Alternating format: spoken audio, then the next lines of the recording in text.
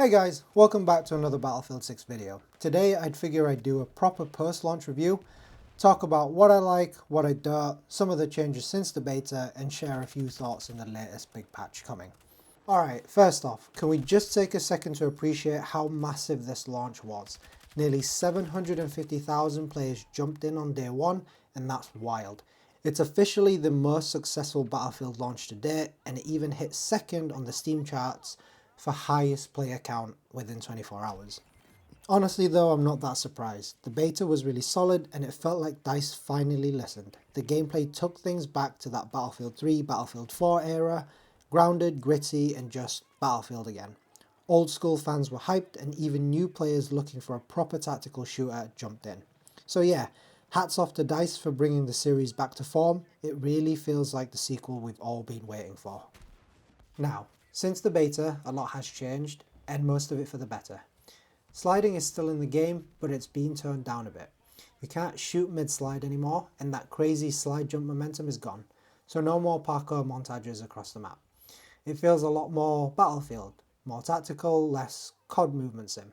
And bunny hopping, dead. Consecutive jumps now slow you down, so if you try to spam it, you'll just look like you're jumping through quicksand. Parachutes got reworked too. You can't leap between rooftops like Spider-Man anymore. Remember CJ Cairo? That map turned into a rooftop war zone. That's been fixed, although players being players, they've already found new ways to get up there using drones and hammers. But I'm sure DICE is already on it. Now let's talk about gunplay. Easily one of the best improvements since the beta. Shooting while jumping or sprinting is way less accurate now. You actually have to stop and aim, and I like that. Recoil patterns have also been completely redone. Back in the beta, every gun felt like a laser beam, especially with a muzzle attachment and a foregrip. Now each weapon has its own personality. I love how attachments change how your gun feels, not just stats. You can build for control, range, or just for style points. And yeah, meta builds are cool, but sometimes you just want to rock a setup that looks sick. Don't get me started on TTK, or Time to Kill. One of the biggest frustrations we had in the beta. Enemies felt like bullet sponges. It was painful, but DICE's patches since launch have tightened it up. TTK feels much better now and hit registration finally feels consistent. Guns are more responsive and snappy, which is huge. Let's address the controversial one, weapon bloom. Basically, bloom means your gun's accuracy drops the longer you hold the trigger, even if your red dot's dead on. Your bullets might drift a bit. Yeah, it's annoying, I get it. But it's intentional. It's meant to make you burst fire or tap fire, especially at long range. I know a lot of people hate it, but honestly, I kinda like it. It forces you to play more tactically, pick your shots, and it just feels more Battlefield to me. That said, some weapons definitely have too much bloom, and DICE have already said they're tweaking it again. My advice, hit the firing range, mess with the attachments, and build something that fits your style. I've won plenty of fights against players who have gotten the jump on me just because I tapped instead of spraying. Trust me, it makes a big difference. Vehicles are in a much better spot now. Anti-vehicle and anti-air damage got nerfed a bit, so tanks and choppers actually survive a little bit longer. Pro tip here though, every vehicle has weak points.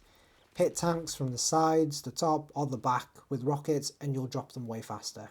You can two-shot a full health tank if you hit both rockets on the rear. Also, shout out to the IFVs, or infantry fighting vehicles.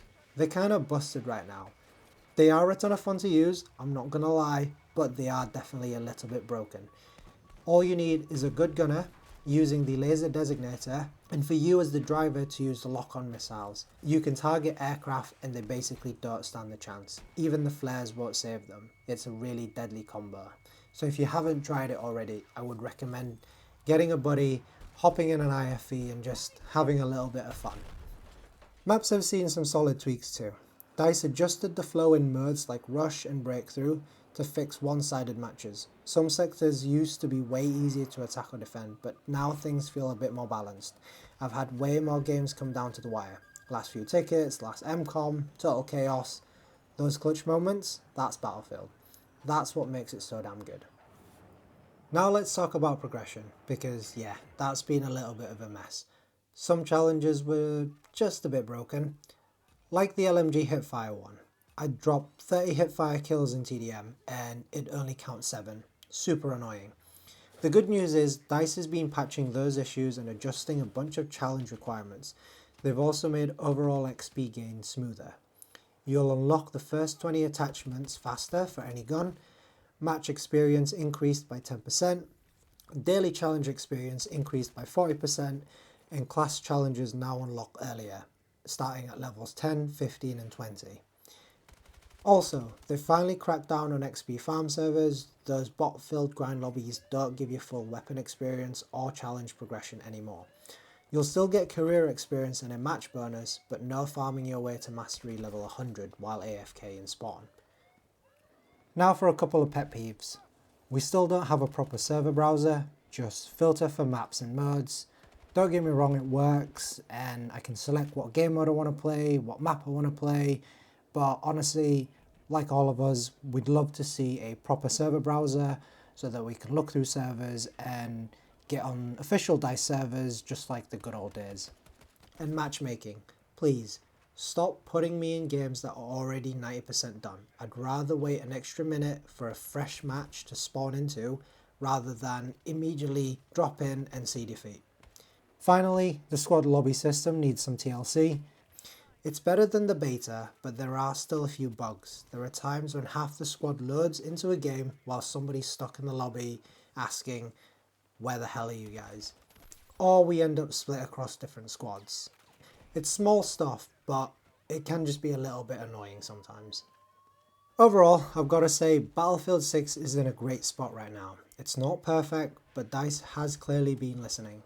Movement feels right, gunplay feels crisp, TTK is in a good place, maps are balanced, and progression is actually rewarding now.